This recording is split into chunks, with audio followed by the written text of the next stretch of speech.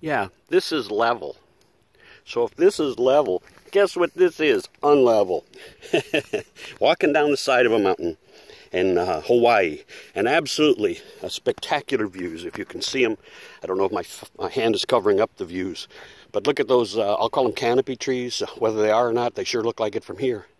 And spectacular views all around me. I seem to be the only person on this trail. It's a fairly steep trail. It took me just about an hour to get all the way to the top. But I think that's because there's no waterfall on the other side or anywhere near it. But still, that does not stop the beauty. And if you avoid the regularly followed traveling paths, if you follow the regularly followed paths, you'll see what everybody else sees. But sometimes you get to see what almost nobody else sees. I hope you're having a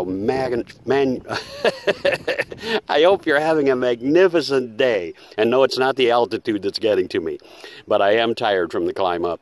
Anyway, I hope you're having a great day. And if you can travel, find a way. If you need a great business coach, if you need a great relationship coach, then call me. I'm Steve Sapato. You can find me on the internet just by typing in Steve Sapato, and see the things that I have done and why I want to help you achieve your dreams. God bless.